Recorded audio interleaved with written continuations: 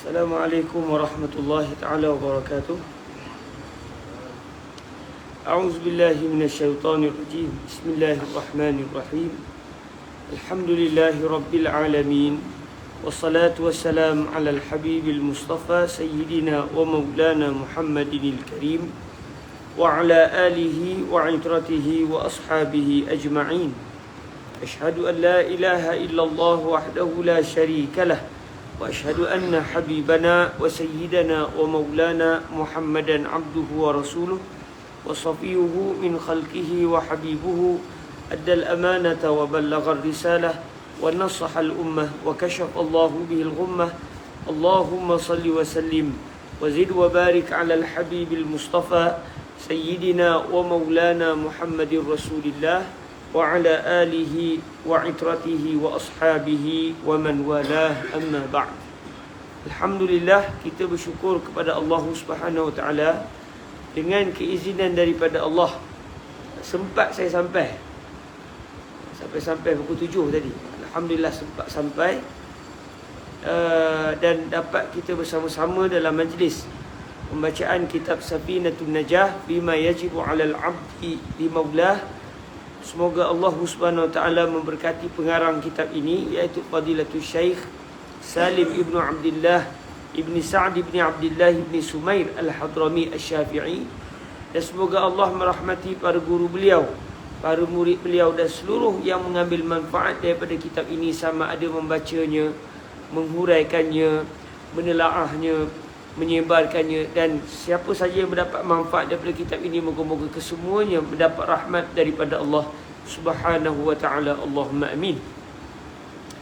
Alhamdulillah, semalam kita telah pun meneliti cara pembasuhan mana-mana pakaian contohnya yang terkena najis mughallazah dan juga najis mukhaffafah.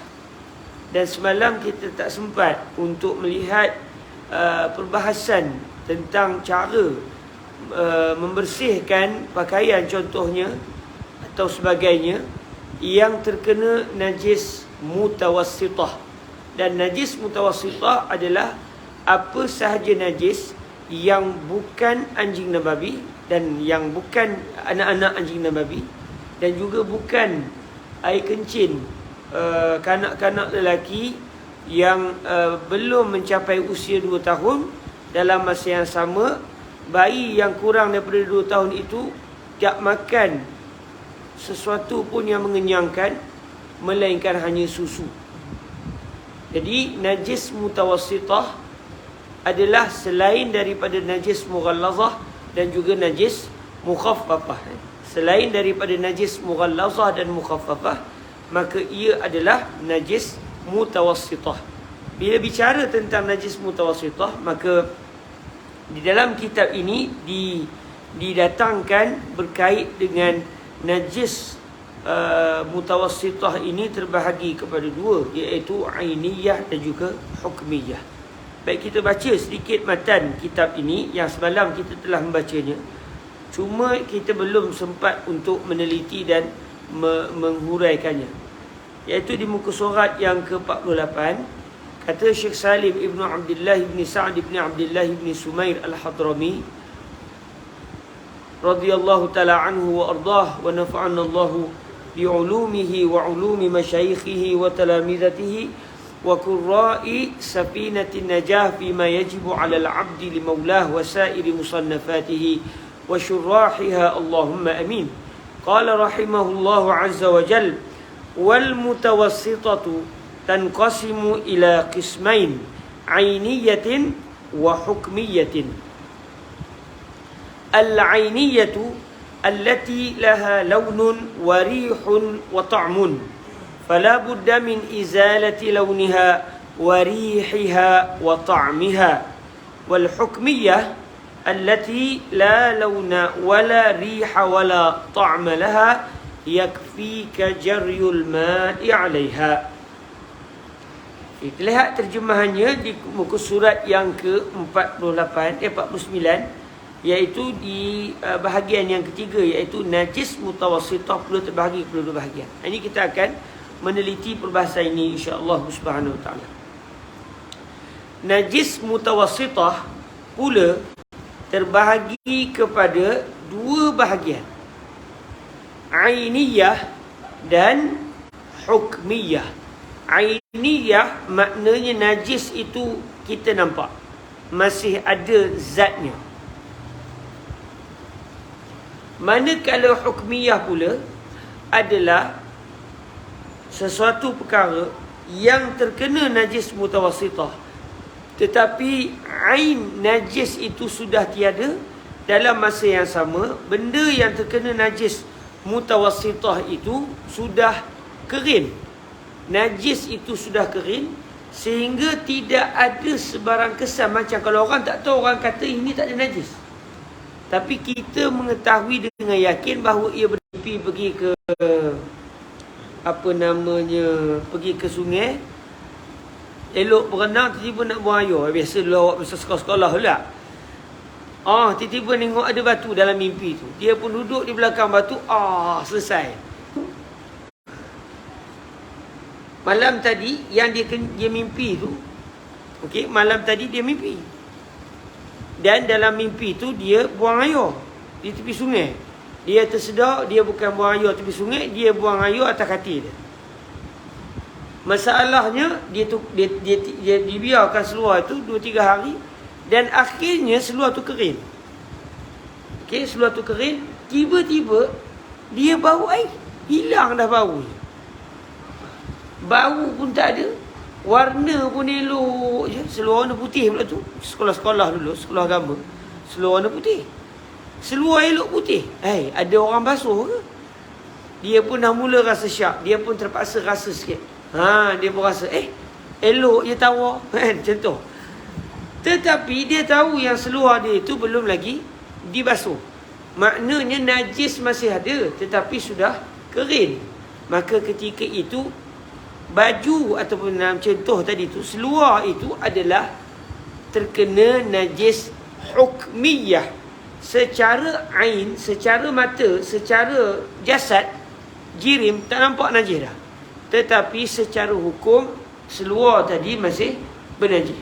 Jadi ada cara untuk pembersihan pakaian, khususnya yang terkena sebarang najis mutawassitah. Sama ada najis mutawassitah itu masih dalam kategori najis ainiyah atau sudah menjadi najis hukmiyah. Jadi kita nak tengok apa yang disebut oleh Fadilatul Syekh Salim Ibn Abdullah Ibn Sa'ad Ibn Abdullah Ibn Sumair Al-Hadrami. Kalau tuan-tuan ada rezeki, nanti tuan-tuan akan tengok orang yang mengajar ni, dia akan tidur sambil dia mengajar. Nampak teruk benar tu. Semalam saya main pukul 10.30 betul tak? Sampai ke tapah berhenti makan dulu. Bagi nak segar. Jalan. Udah orang pimpin di belakang. Udah melelong dah. Tapi tak apa, dah ambil insurans. Jadi apa-apa tak ada masalah lah. Orang Kuala dah seronok kan. Saya kata tak boleh jadi ni. Saya pun berhenti di hentian rawang. Berehat kejap. Rehat sudah pukul 4 pagi. Tak tahulah kamak ni pukul berapa, 2 jam, 3 jam tidur. Terus sampai ke Kajang, sampai pukul 5. Nak tidur tak berani dah sebab ada kuliah subuh. Lepas tu terus ke kuliah. Habis kuliah terus mesyuarat. Habis mesyuarat, terus balik. Jadi kalau tuan-tuan ada rezeki, tuan-tuan akan tengok yang ceramah ni, dia akan ceramah dalam keadaan lain daripada yang lain. Bukan hukmiyah, bukan ainiyah. Ini lain. Dia panggil naumiyah. Tidur cerita tapi buka-buka hidup. Ya Allah, Rabbuna yasahil. Rabbuna ya'winah. Amin ya Rabbal Alamin. Okey. Jadi najis mutawassitah ainiyah, najis mutawassitah dalam kategori ainiyah, iaitu ain yang masih ada. Contoh macam kisah tadi, dia tersedar-sedar masih basah seluar dia tadi, seluar yang terkena kencing tu. Macam mana dia nak membersihkan seluar tadi? Kita semua dah tahu dah caranya. Cuma dalam kitab ini diterangkan secara faktanya. Kita kembali kepada kitab.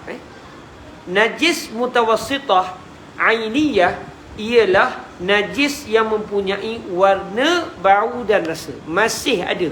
Kalau seluar tadi kering, bau dah tak ada. warna masih ada, itu tidak dipanggil hukmiyah. Dia masih lagi ainiyah, kerana masih ada salah satu sifat najis itu. Okey.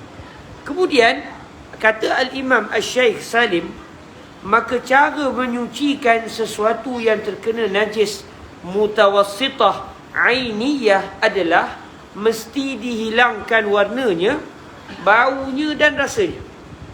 Mesti ketiga-tiganya hilang. Cuma kata para ulama, saya buat catatan saya, dia ambil daripada, kalau saya tak silap ni, saya ambil daripada Hasyiah Al-Bajuri. Kalau tak silap ni lah, saya tulis dalam catatan saya. Fa in baqiya ta'mun najasati darra. Ini cerita kalau masih ada salah satu sifat yang berbaki. Kalau hilang tiga-tiga sifat, kita bersihkan dengan air tadi sehingga hilang baunya, rasa dan warna. Allahu wassalam, marhaban bikum ya sayyidi. Marhaban bikum. Segan juga Pak Tam ni orang alim tiba awak pula mengajar, teruk no rasanya. Tapi ini sebagai satu pelajaran, bahawa tawaduk itu adalah satu sifat. Hakikatnya Pak Tam tak perlu belajar. Beliau awal daripada saya. Tak sempat, saya lahir belum sampai Mesir. Maknanya sekadar kitab kecil macam ni, biasa sangat kitab kecil pada bilangannya, tetapi besar pada nilai. Rabbuna yu'allimna al-adab, Allahumma amin. Walazim tinin fini salasa. Lakin Allah Ta'ala qala fil Quran wala taqulu salasa. Laqad kafara allazina qalu inna Allaha thalithu salasa. Okey. Jadi kata saya ambil daripada kitab Hasyiah Bajuri, kalau tak silap ni. Ni ceritanya kalau ada salah satu sifat hilang, ada tak hilang. Okey, kalau tiga-tiga hilang, kita bersihkan. Kita pun basuh dengan air, hilang bau, hilang rasa, hilang warna. Tak ada masalah, selesai lah tu. Sucilah pakaian seluar yang kita kononnya bermandi-manda, sedar-sedar rupanya masih tidur. Okey. Di sini disebut fa in baqiya ta'mun najasati dhab. Kalaulah rasa najis, bau tak ada dah, warna tak ada dah, tetapi tiba-tiba kita terpegang, contoh tiba-tiba kita makan, udah terasa najis. Maknanya walaupun bau sudah tidak ada, warna sudah tidak ada, tetapi rasa najis masih ada, masih lagi pakaian itu mutanajis. Tak selesai, kena dibasuh sehingga hilang rasa najis itu. Itu satu. Au launun au rihun asura zawaluhu bi an la yazula bil hatti bil ma'i thalatha marrat lam yadur. Kata pengarang kitab ini, saya dalam catatan kitab Hasyiah Bajuri, kalau tak silap ni saya ambil, saya terlupa nak tulis, saya ambil di mana. Kalaulah yang masih berbaki adalah warna sahaja, atau yang berbaki hanya bau, warna tak ada, rasa tak ada, tinggal bau. Kita qada hajat, tengok tangan dah tak ada ain najis, warna najis pun tak ada di tangan. InsyaAllah rasa kita pun tak gamak nak rasa, InsyaAllah rasa pun tak ada, bau masih ada, dimaafkan, tidak menjadi masalah. Kalau yang berbaki hanya bau, warna dah tak ada, rasa najis dah tak ada. Kalau yang berbaki adalah warna sahaja, warna saja ada, tapi kita bau dah tak ada, InsyaAllah kita pun rasa sikit lah, tak ada rasa, okey, maknanya tak ada masalah. Tetapi kalaulah yang mula-mula tadi rasa ada, walaupun bau dan warna dah tak ada, maka tetap pakaian itu, kalau kena pakaian lah, pakaian itu masih belum belum sempurna. dia mesti dibasuh. Dia masih lagi mutanajis.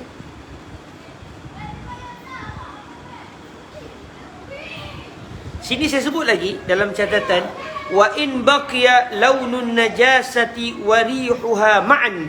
Ceritanya tadi salah satu ada bau je, rasa dan warna tak ada masalah. Ada warna sahaja, rasa dan bau dah tak ada masalah. Masalahnya kalau ada rasa selesai. Memang tak selesai lagi maknanya.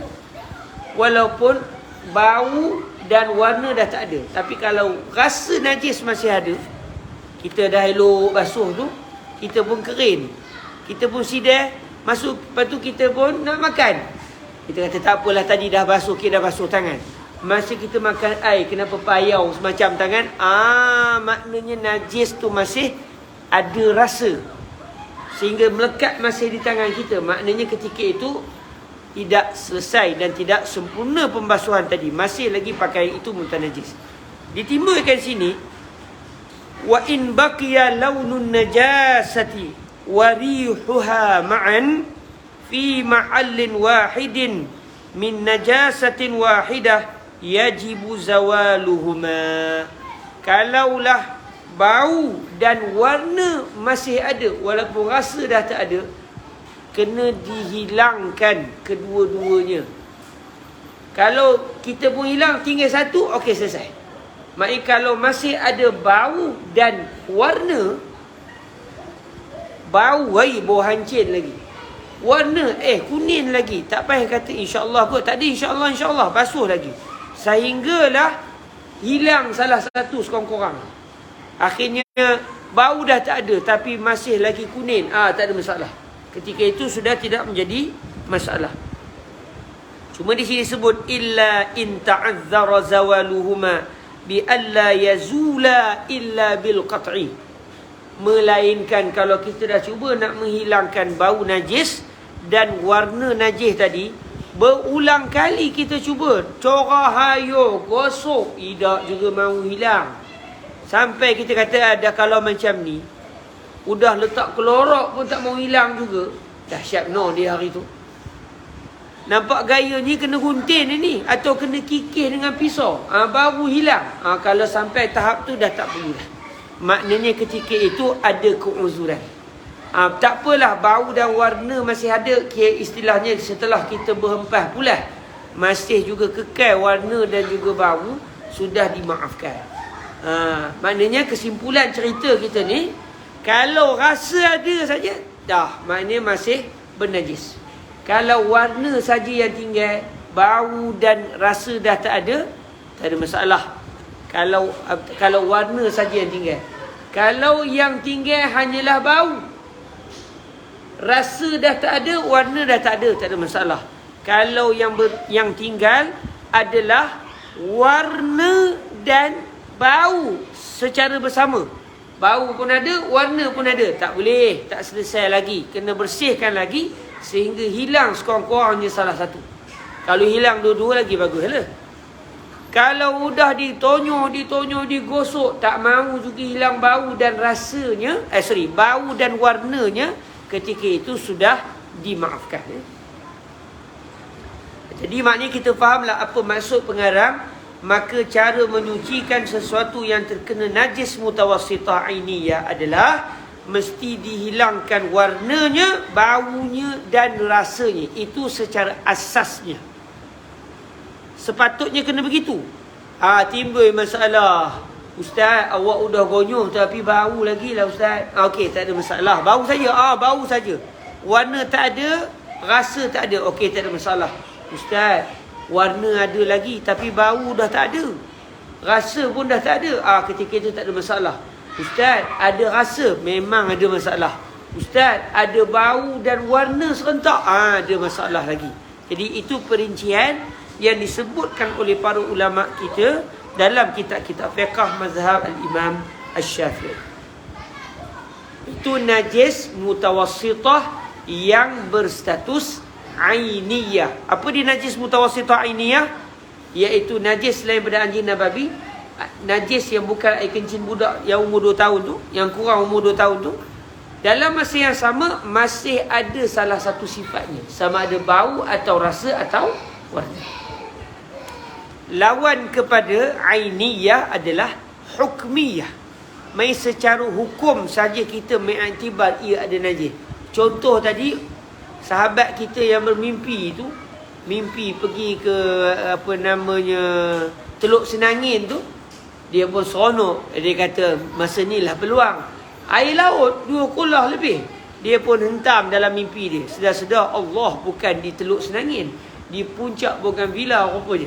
Jadi macam mana dia nak buat? Dia pun tinggalkan seluar tu 3-4 hari. Udahnya hari yang ke-5, baru dia teringat. Dia pun nak basuh. Tiba-tiba dia terkejut. Dia kata sudah berlaku satu keajaiban. Adakah ini karamah? Dia adalah perbahasan itu. Dia kata karamah apa? Bau dah tak ada, warna dah tak ada, rasa dia pun try lah, rasa pun tak ada. Sedap je rasa, gebu aja. Ini karamah. Adakah ini adalah basuhan rohani? Dia boleh melampau. Tanya pada fuqaha. Fuqaha kata ia bukan karamah. Tak tahulah apa yang berlaku.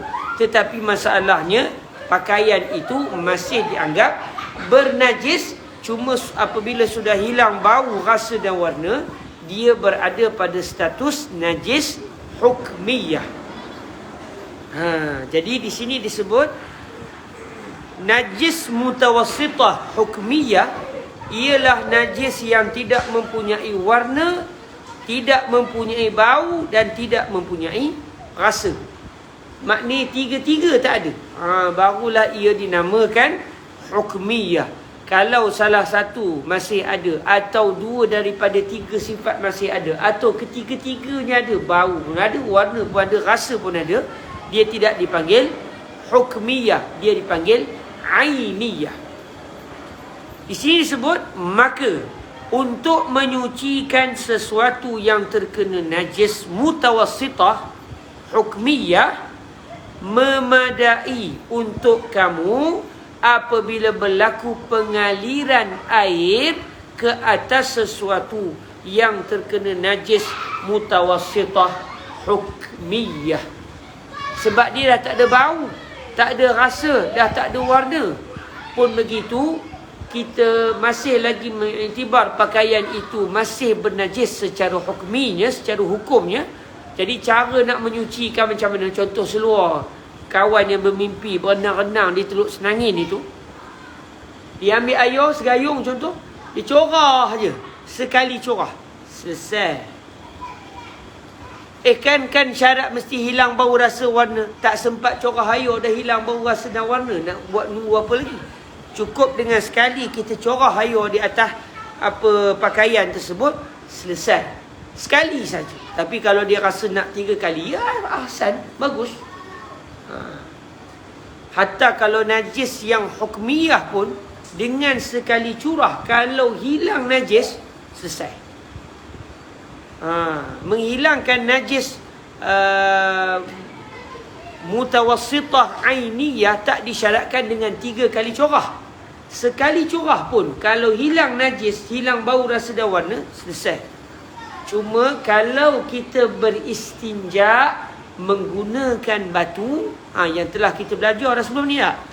Kalau menghilangkan najis yang ada di kemaluan, sama ada kemaluan hadapan atau belakang, dengan kita menggunakan batu atau yang seumpama dengan batu, dari sudut hukumnya, ada perca kain ke, ada daun kesat ke, ada kayu ke, tisu ke, contoh paling senang tisu lah.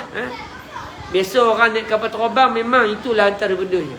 Saya dulu berasa semacam je, tapi sekarang dah seronok dah. Tak ada air pun tak apa. Tawakal ala Allah. Senyap je, tenang je hati. Nak buat macam mana? Air kadang-kadang masalah dalam kapal terbang. Jadi apabila kita menghilangkan najis menggunakan batu dan seumpama dan kawan-kawannya tadi tu, kalau sekali kita raup begitu, hilang najis, tak boleh. Saya untuk hajat contoh buang air kecil, saya raup sekali je, dah hilang, kering terus kawan tu. Tak selesai, dia kena raup kali kedua, kali ketiga. Kerana Kerana apa? Kerana itu adalah istinja menggunakan batu atau dan seumpama. Disyaratkan mesti 3 kali sapuan. Telah kita bincangkan sebelum. Tapi kalau kita berstinja menggunakan air, maka tidak disyaratkan kena 3. Sekali pun selesai. Tapi seeloknya biarlah 3. Begitu. Alhamdulillah, selesailah kita mempelajari tentang perbahasan najis, iaitu mughallazah, mukhaffafah dan mutawassitah. Dan disebabkan orang perempuan dia ada satu najis khusus yang tidak berlaku kepada golongan lelaki, iaitu haid, nifas dan istihadah, maka didatangkan selepas tajuk berkenaan dengan najis. Kategori najis ini dibincangkan khusus satu tajuk sekarang ni tentang isu haid dan nifas. Yang ada hanya kepada golongan wanita. Cuma dalam kitab ni dia sebut ringkas. Dia tak sebut secara mendalam. Sehingga tidak dibincangkan tentang darah istihadah. Kerana perbahasan tentang istihadah ni panjang. Dan dia adalah satu perincian yang agak rumit sebenarnya. Sehingga suatu saya menelaah kitab Al-Majmu' karangan Al-Imam An-Nawawi. Al-Imam An-Nawawi ketika membicarakan hukum hakam darah istihadah ini, sampai begitu tebal perbahasannya. Kerana pada awalnya beliau kata, sehingga kan ada para ulama yang ketika menerangkan hukum istihadah pun tersilap. Disebut sendiri oleh Al-Imam An-Nawawi, kerana isu darah istihadah ini adalah isu yang agak rumit. Dia tak boleh satu hukum. Dia tengok orang, kawan ni istihadah dari sudut apa, berlaku macam mana. Maka disebabkan kitab kita ni kitab yang ringkas, maka pengarang tidak mahu membebankan kita. Dibentangkan hanya isu haid dan juga isu nifas. Seakan-akan beliau nak kabur ke kita, habis kitab ni kamu carilah kitab tebal sikit, bacalah betul-betul tentang perbahasan istihadah. Jadi insya-Allah kita akan membicarakan tentang haid dan nifas. Cuma kita sentuh sikit tentang konsep asas istihadah tanpa kita menyelam masuk hukum istihadah. Sebab kalau kita bincang hukum istihadah, kita yang pertama, kita orang lelaki mana ada istihadah. Itu satu, itu jalan pelepah lah. Kalau orang kata, ustaz nak tanya soalan, saya kata, saya tak keluar istihadah. Itu jawapan nak mengelak lah tu. Tak nak jawab. Itu jawapan yang pertama. Yang kedua, kalau kita nak terangkan satu-satu, kadang-kadang dia agak rumit. Dan saya peribadi, sampai saya terpaksa tulis di kertas. Dan insya-Allah saya akan lupa. Maknanya kalau ada orang tanya, nanti kejap nak menengok balik catatan. Sebab dia bukan satu keadaan. Dia ada isu kalau first time datang haid, atau pernah datang haid. Kalau first time datang haid atau pernah datang haid, tengok pula haidnya tu macam mana. Satu warna ke 2-3 warna. Ingat ke lupa? Oh Tuhan. Memang perbahasannya dalam. Dan betul yang kata Imam Nawawi, hatta para ulama pun ada yang tersilap tentang menjelaskan hukum hakam haid. Cuma macam saya selalu pergi umrah, antara masalah yang berlaku juga adalah apabila wanita didatangi haid, dia nak buat macam mana? Orang dah sampai ke Mekah dah 3-4 hari nak balik dah. Yang kawan tu masih nak keadaan istihadah. Dalam keadaan haid, dia nak buat macam mana? Yang tu saya kupas sikit dalam buku. Setakat ni buku yang terakhir lah. Moga-moga ada lagi buku-buku yang seterusnya. Saya ada hasilkan dalam, ada kot 3 bulan lepas, tentang hukum hakam berkaitan dengan umrah. Ada satu tajuk khusus berkenaan dengan apa yang perlu dilakukan oleh wanita kalau dia didatangi haid, sedangkan sudah sampai masa untuk ahli rombongannya meninggalkan kota Mekah. Dia nak buat macam mana? Dengan meneliti beberapa pandangan-pandangan yang diutarakan oleh para ulama, khususnya yang difatwakan oleh Jabatan Fatwa Kebangsaan Mesir, Darul Ifta Al-Misriyah. Baik, kita masuk sikit tentang haid dan nifas. Silakan cikgu.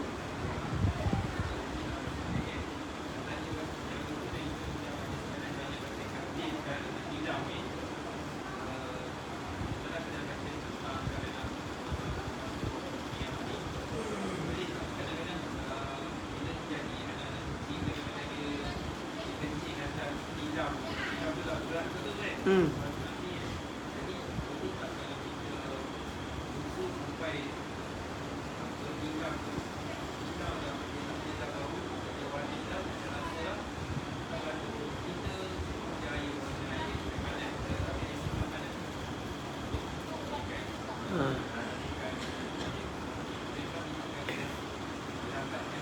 Okey, satu soalan yang ditanya oleh cikgu. Anak kencing, kita semua ada pengalaman. Saya silap kita pun terkencing sekali, ya tak? Cuma tak khabar ke orang. Ha. Anak terkencing, anak adalah kesiankan anak adalah kena. Memang dia pun kan. Dia kencing atas tilam. Kita biar.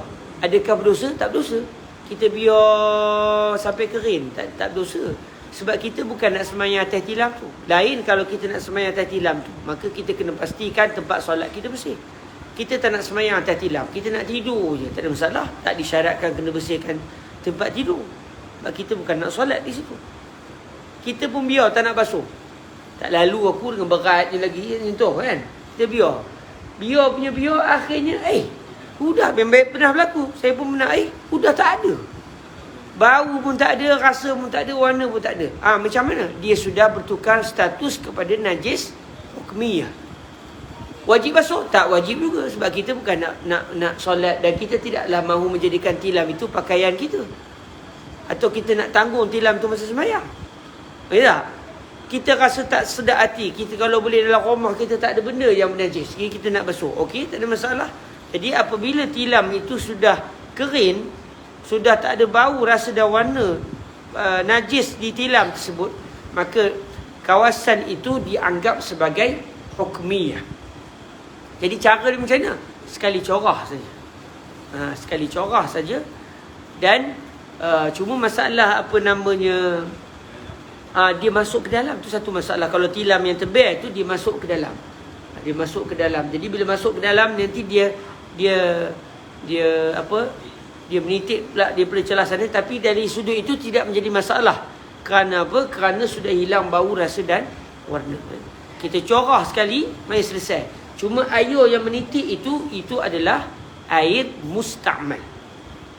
Jangan ditadah boleh ambil wudu. Tak boleh dah. Sebab air yang digunakan, air yang kita gunakan untuk membersihkan najis, kalau tidak berubah air tu pada baunya atau rasa atau warna, maka dia dianggap sebagai air musta'mal. Tapi masa kita bersihkan peringkat awal, berubah baunya atau rasa atau warna, peringkat awal mesti dia akan berubah. Maka ketika itu dia adalah ma' mutanajjis. Cuma dalam isu apa nama kencing tadi atau najis yang sudah hilang itu, air yang menitik itu, dia akan pergi kepada satu masalah, iaitu sekiranya najis itu sudah tidak bersifat, hilang bau, hilang rasa, hilang warna. Jadi adakah bila kita corah air yang bercampur dengan najis yang dah tak bersifat itu, air itu air musta'mal? Jawapannya tidak. Jawapannya tidak. Kerana kita kena kadarkan pula.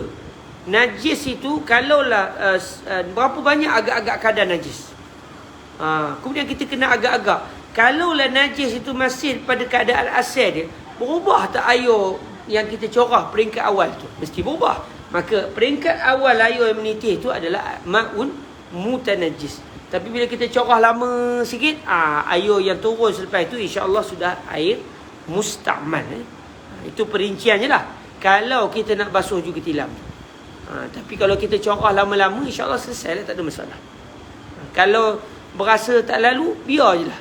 Berasa aku tak lalu, buang jugalah tilam tu. Beli baru. Orang yang menjual tilam pun seronok. Sebulan sekali bertukar tilam. Okey, rasanya kita masuk sikit kot insya-Allah dalam antara waktu yang ada. Sebab saya takut juga masa-masa mendatang, takut saya sudah ke hulu ke hilir, tuan-tuan. Takut ke hulu ke hilir, takut sayang kitab ni, takut tak habis. Hari ni majlis yang ke-41 kalau tak silap ni, 42 ke 41. Jadi mentara ada masa, mentara ada umur ni, kita jalan terus, ya tak? Sebab besarlah harapan saya kalau ada rezeki nanti, tuan-tuan sambung kitab yang lebih tinggi. Tapi tak semesti dengan saya, dengan ustaz-ustaz yang lain. Yang penting jangan berhenti sampai di kitab ni. Sebab kitab ni kita awal. Kalau tuan-tuan boleh lanjut kitab lebih tinggi, cukup 5 tahun kita pakai ambil tauliah lah. Boleh jadi apa, ulama-ulama fiqh Bougainvillea. Bolehlah nanti seorang mufti Bougainvillea. Tapi kena minta izin dengan mufti Perak dululah. Kan marah pula ada 2 mufti. Baik. Bismillahirrahmanirrahim. Kita masuk dalam tajuk haid dan nifas yang didatangkan dalam kitab ini. Faslun. aqallul haidi yaumun wa lailatun wa ghalibuhu sittun aw sab'un wa aktharuhu 15 yauman bilayaliha. Sebelum masuk ni tuan-tuan, sajalah saya nak ngacau tuan-tuan sikit lah. Ada muslimat di belakang? Tak ada? Tak ada, sedap sikit menyembang. Tapi live pecah rahsia krema, nanya kita kan. Tak ada, betul ya? Kalau ada pun tak apa. Sebenarnya saya saja pilih gambar ni. Dia macam marah, apa saya aku belum kena basuh baju kan? Saja dalam kitab asal tak ada gambar tu. Jangan tuan-tuan kata dahsyat Syekh Salim dengan gambar-gambar dia letak je. Tak, gambar tu saya letak. Sebenarnya orang lelaki ni gambar dia macam dia tension, kenapa dia kena basuh baju. Dari segi fiqah tuan-tuan, bukan tanggungjawab isteri basuh baju.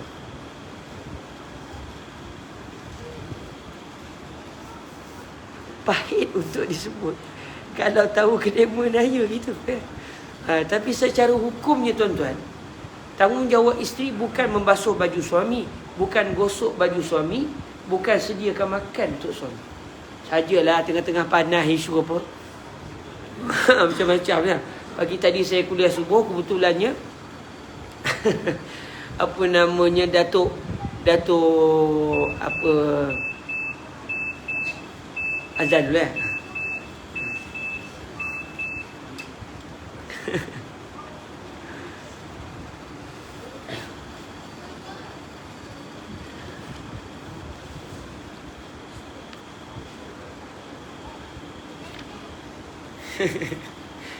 Allah.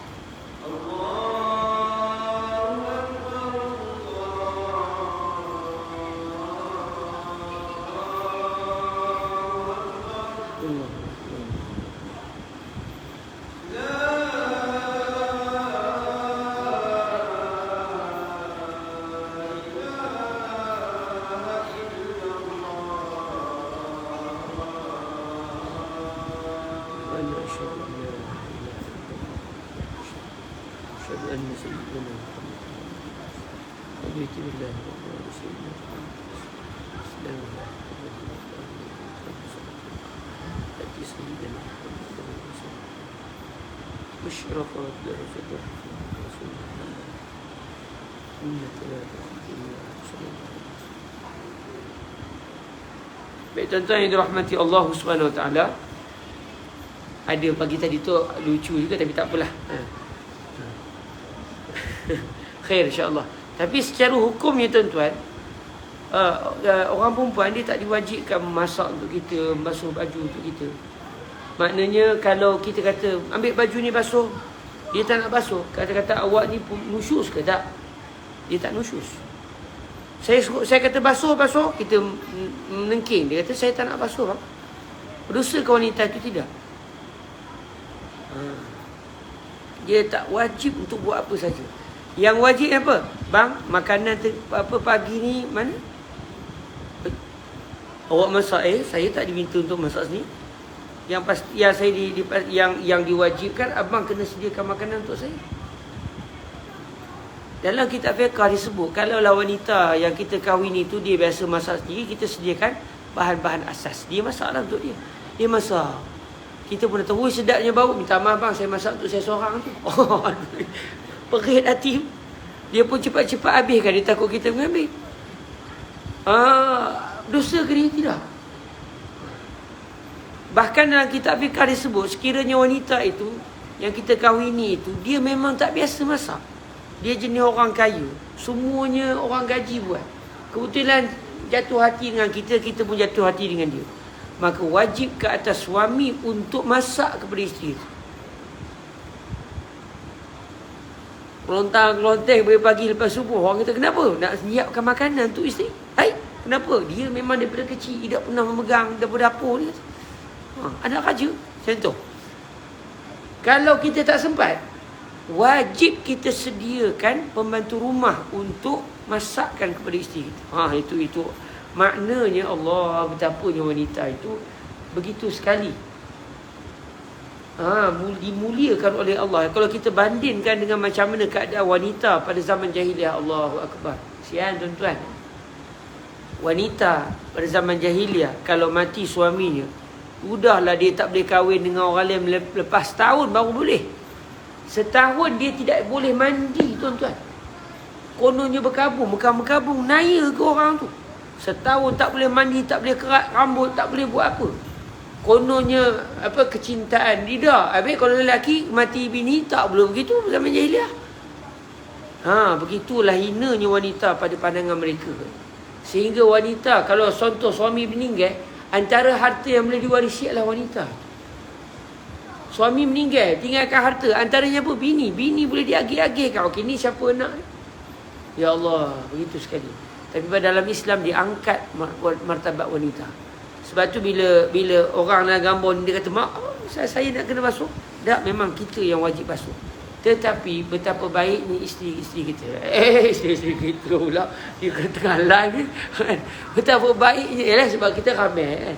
Dia panggil muqabalatul jam'i bil jam'i taqtadi ifradan. Dalam kaedah kata begitu.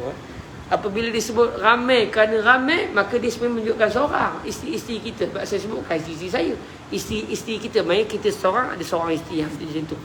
Muqabalatul jam'i bil jam'i taqtadi afradan. Itu dalam kaedah disebut begitu.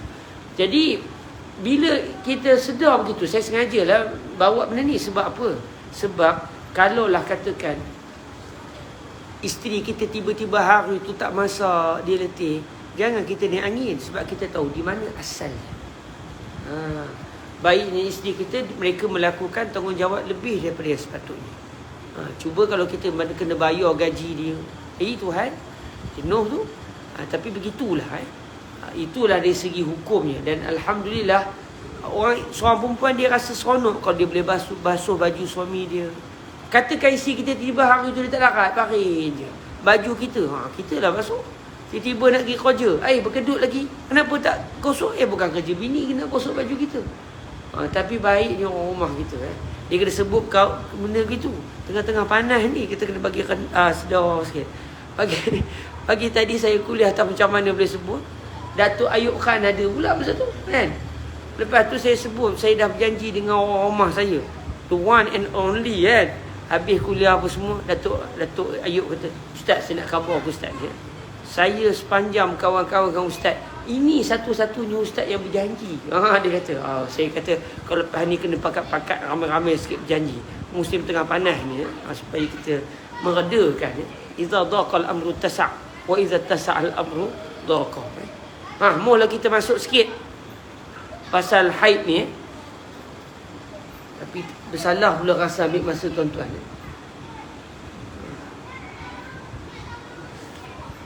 Ikut hati saya mahu je, tapi saya takut tuan-tuan ada hal.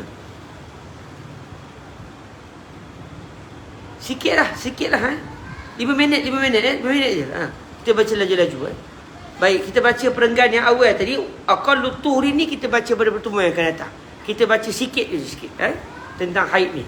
Fasal pada membincangkan mengenai darah haid dan darah nifas. Kita masuk yang awal tu saja.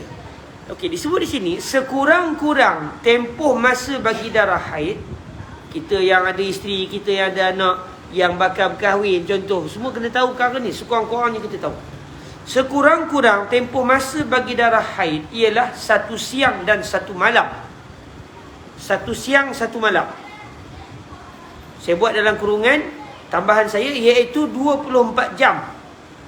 Maknanya, sesuatu darah wanita itu hanya akan diiktibar di sisi syarak sebagai darah haid kalau berlaku 24 jam keluar darah.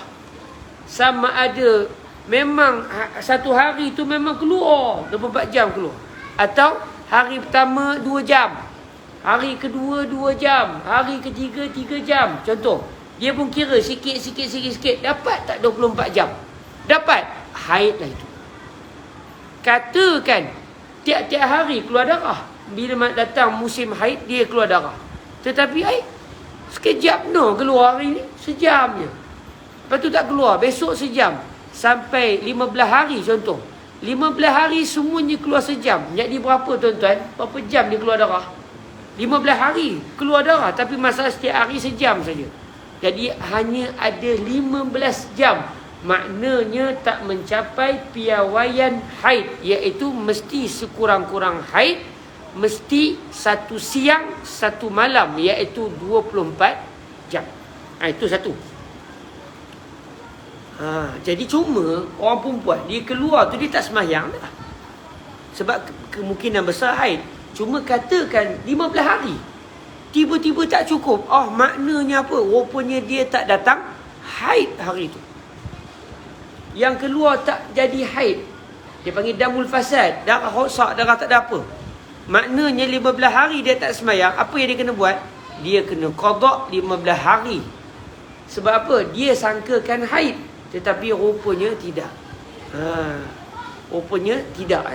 Cuma janganlah hari pertama dah keluar dia kata bukan ikut tak bersemayang je. Tak, dia tak ada semayang dah. Sebab itu adalah kemungkinan besar memang darah haid. Cuma rupa-rupanya disangkakan haid. Bila sampai hari yang ke-15 berhenti darah, dia kira tak cukup. Atau 7 hari keluar darah, tapi hanya keluar 3 jam 3 jam. 7, 14, 21 tak cukup. Maknanya dia tidak dianggap sebagai darah haid. Jadi waktu yang dia tak solat itu, rupanya sepatutnya kena sembahyang, tapi dia tahu lambat. Dia tak berdosa, tapi dia kena qada. Bila dia kena qada? Bila-bila masa saja sebelum dia meninggal dunia. Dia panggil wajib muwassa', wajib yang diluaskan waktunya oleh syarak. Jadi sekurang-kurang tempoh masa bagi darah haid ialah 1 siang dan 1 malam. Katakan memang 24 jam keluar, lepas tu berhenti terus, hari kedua ketiga dah tak keluar darah. maknanya berlaku haid hanya sehari saja. Dan kebetulannya memang berterusan keluar. Hari yang pertama tu berterusan 24 jam keluar darah. Maknanya haid lah tu. Tapi kalau berterusan hari yang pertama tapi hanya dapat 20 jam, tiba-tiba 4 jam tak keluar darah, hari kedua ketiga tak keluar darah, maknanya yang rupa-rupanya bukan haid. Tempoh itu sekurang-kurang haid. Tempoh kebiasaan bagi darah haid pula sama ada 6 hari atau 7 hari. Ini kebiasaan wanita. Dia keluar darah lebih 24 jam. Kalau dia kira sikit-sikit tu memang dapat 24 jam. Lebih lagi. Dan biasanya darah akan keluar sekitar 6 hari ke 7 hari. Itu biasa wanita. Hari ke-6 last kadang-kadang. Hari ke-7 dah tak keluar. Atau hari ke-7 yang terakhir, hari ke-8 dah tak keluar. Itu biasanya orang perempuan begitu. Sebanyak-banyak tempoh masa bagi haid ialah 15 siang dengan malam-malamnya. Maknanya darah keluar sepanjang 15 hari siang malam maknanya. Siang malam selama 15 hari darah keluar walaupun sikit-sikit. Itulah sebanyak-banyak haid. Itulah sebanyak-banyak haid. Maknanya tak ada istilah dalam mazhab kita ada orang perempuan dia haid sampai 20 hari. Tak ada. Tapi kalau dia haid 3 hari, ada, tak ada masalah. Sebab sekurang-kurang haid, sehari pun dah dinamakan haid. Tetapi mesti menepati piawaian iaitu 24 jam. Sikit campur-campur dapat 24 jam. 15 hari keluar darah. Selama siang dan malam tu keluar sikit-sikit dan dia kira selama 15 hari sampai lebih daripada katakan 24 jam atau lebih. Itu adalah haid sepanjang 15 hari tu. Tiba-tiba hari ke-16 keluar darah juga. Bila keluar saja darah pada hari yang ke-16, bererti dia telah ditimpa istihadah. Hari yang ke-16 ke? Sahaja. Ketika sudah dia terkena isu istihadah, dia kena cek balik keadaan diri dia yang panjang lebar dibincang dalam kitab dan tidak dibincangkan dalam kitab kita kerana kitab ni ringkas. Dia kena cek balik kerana mungkin haidnya hanya pada hari yang pertama saja tetapi hari kedua, ketiga, keempat itu bukan haid. Telah dihukum istihadah. Itu adalah perincian-perincian. Mungkin 7 hari yang pertama saja haid. Hari yang ke-8 rupanya dah istihadah. Tapi macam mana dia tahu dia kena istihadah? Apabila turun darah pada hari yang ke-16. Bila turun saja darah pada hari yang ke-16, memang confirm dia kena istihadah. Cuma dia kena pastikan pula mana darah haid, mana darah istihadah. Sebab bila haid tak perlu kena qada. Bila darah yang keluar rupanya istihadah, dia tak semayang. Dia ingat haid, rupanya istihadah. Jadi dia kena kira mana satu haid, mana satu istihadah. Kerana untuk istihadah dia kena qada solat. Maknanya jangan dipukul rata. Dah keluar 16 hari. Maknanya 15 hari haid, satu hari yang ke-16 itu adalah istihadah. Tak? Dalam fiqh tak begitu. Dia kena cek balik. Mungkin hari pertama saja rupa-rupanya haid. Hari kedua sampai hari ke-16 itu semuanya istihadah. Atau mungkin 7 hari yang pertama saja. Itu perinciannya dibincangkan panjang lebar. Dan saya tak nak cerita pada perincian. Sebab apa? Sebab saya pernah terlupa. Senang cerita. Senang. As-sarih murih. Kata guru saya almarhum Syekh Sa'ad Jawish. Kalau beliau nak nyatakan satu kenyataan, dia takut anak murid terasa hati, dia kata as-sarihu murih. Cakap jelas-jelas itu tenang hati, kata. As-sarih murih. Saya sebut tentang, saya dah terlupa. Jadi kalau tuan-tuan nak tanya lepas kelas, memang jawapannya saya tak tahu, saya kena buka kitab balik semula. Tapi perincian dia begitu halus. Sebab tu isu istihadah ni sampai akhirnya guru kami Fadilatul Syekh Rusdi bin Rusdi kata mudah ceritanya. Kalau orang perempuan tu dia kena istihadah, supaya dia tak pening, pergi jumpa doktor lah. Makan ubat apa semua, insyaAllah biar dia sihat istihadah. Sebab kalau tidak, dia jadi pening nak menentukan bila waktu solat, bila nak kena puasa, bila dia tu boleh bersama dengan suami ataupun tidak. Dia banyak cerita. Dan ada juga orang perempuan yang tak datang-datang haid pun ada juga. Antara yang tak pernah datang haid adalah Sayyidatuna Fatimah, puteri Rasulullah SAW. Tak pernah datang haid sepanjang hidup beliau. Sebab itu dipanggil Fatimah Al-Batul, Fatimah yang suci. Sebagaimana ada seorang lagi juga dinamakan Al-Batul, iaitu ibu Nabi Isa. Tapi dinamakan Sayyidatuna Maryam Al-Batul kerana beliau tidak pernah berkahwin dengan mana-mana lelaki sebelum ini. Wallahu ta'ala a'la wa alam. Cukuplah sekadar itu dahulu. InsyaAllah kita akan masuk tentang sekurang-kurang tempoh masa antara suci dengan 2 haid. Sekurang-kurang tempoh suci antara 2 haid tu macam mana pula? Yang ni kita jumpa lagi 2 minggu lah ramaknya. 2 minggu lagi ada rezeki kita bertemu semula, insya-Allah subhanahu wa ta'ala.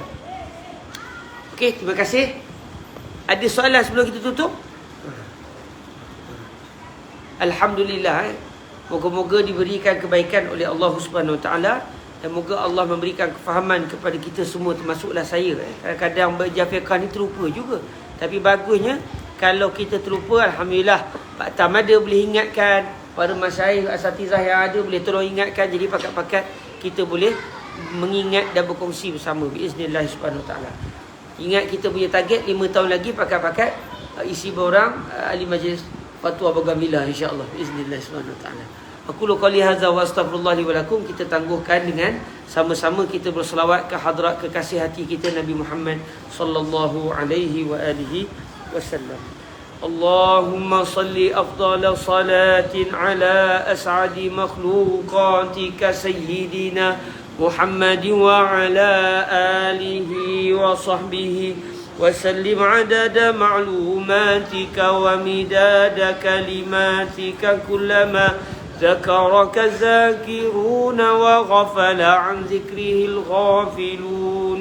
اللهم صل أفضل صلاة على أسعد مخلوقاتك سيدنا محمد وعلى آله وصحبه وسلم عدد معلوماتك ومداد كلماتك كلما ذكرك الذاكرون وغفل عن ذكره الغافلون.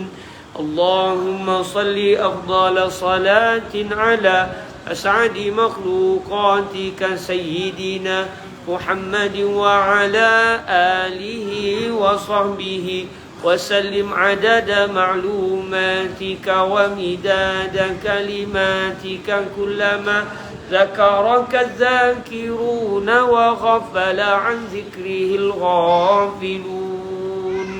وسلم ورضي الله تبارك وتعالى عن ساداتنا أصحاب رسول الله أجمعين. وحسبنا الله ونعم الوكيل ولا حول ولا قوة إلا بالله العلي العظيم. سبحانك اللهم وبحمدك أشهد أن لا إله إلا أنت أستغفرك وأتوب إليك. بسم الله الرحمن الرحيم. والعصر إن الإنسان لفي خسر إلا الذين آمنوا وعملوا الصالحات وتواصوا بالحق وتواصوا بالصبر. Saya mohon maaf tuan-tuan sebab terlebih masa sangat dah ni. Tadi semua saya ingat sampai isyak je. Sebab kita pun tak lalu juga, tak darat. Tapi bila cerita pasal basuh baju dia semangat pula rasa ya. Jadi saya mohon maaf kerana terlewat setengah jam. Moga-moga dalam jagaan Allah Subhanahu Wa Taala. Assalamualaikum warahmatullahi wabarakatuh.